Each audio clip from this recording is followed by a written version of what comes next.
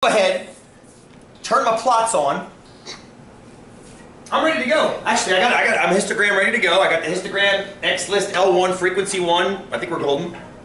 What's the go-to Hail Mary pass for graphing this thing? Remember that? Zoom. 12. There's no 12, I don't think. Zoom 9? Sure. Zoom 9? I'm getting that. Hopefully, it sounds like you guys are too. I'd like to mess with it a little bit. It looks pretty skewed to me. I think I see Ian. It looks pretty skewed though. I'm gonna get in there and break it up. What's up, Trinity?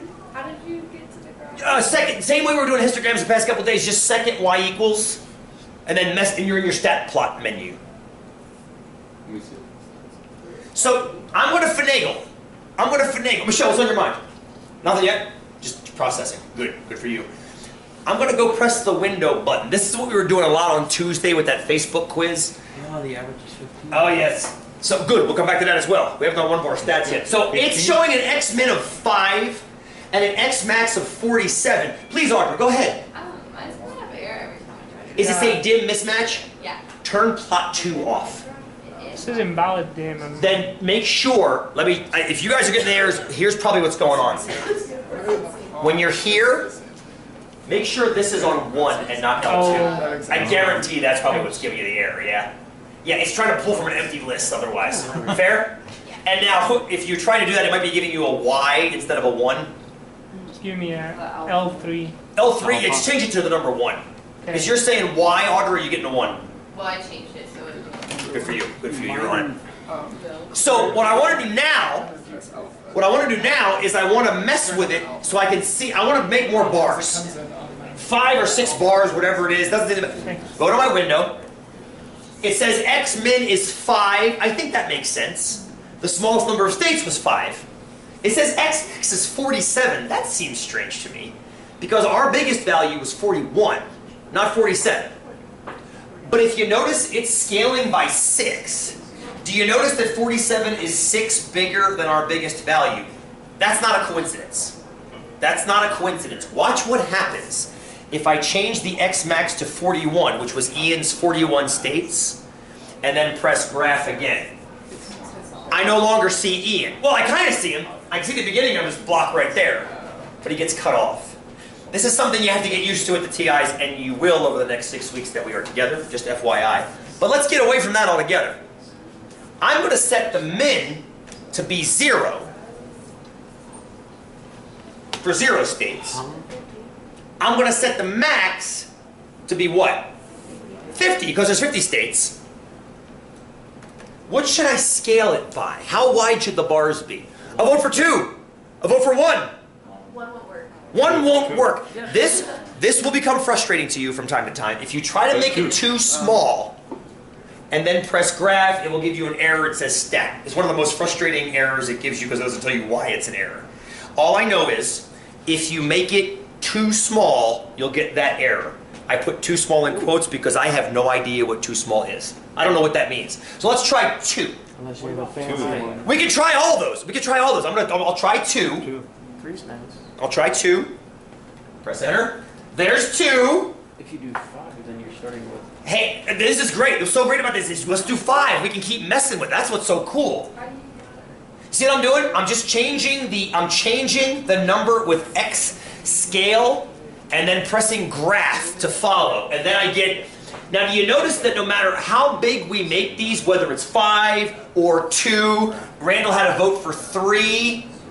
Are you noticing the general shape of the curve?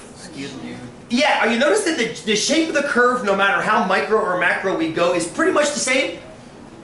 Oh yeah, so David, if you don't mind, I'm going to take a look at this real quick. 40. Okay. So sometimes this is going to happen. You get that?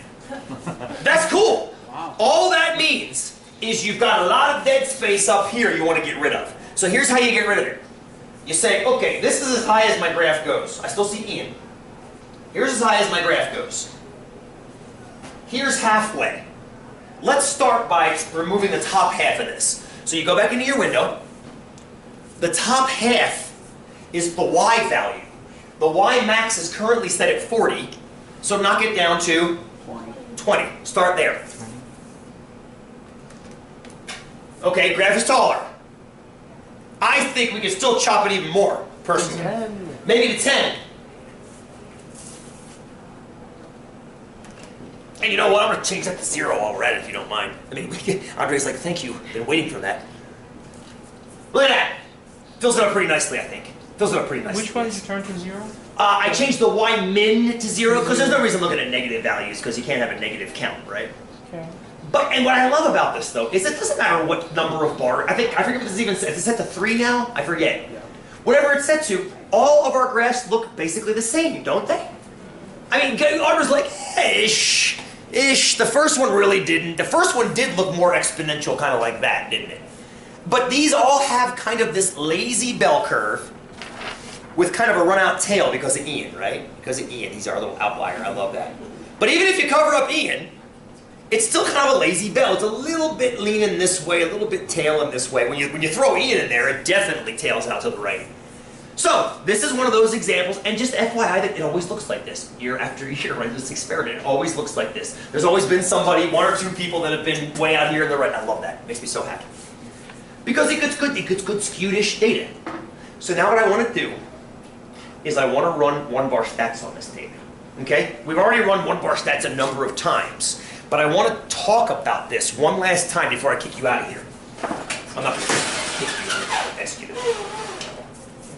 We'll get to that. All right. So, let's put the graph up here. You guys go ahead and run 1-bar stats for me.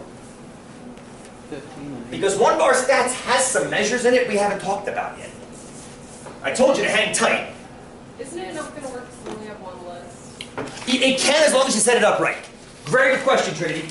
As long as you set it up correctly, and when you only have, what's so funny is this is the simplest possible way. Simply run 1-bar stats with no list names, and it'll pull from L1. So just go to 1-bar stats and press enter.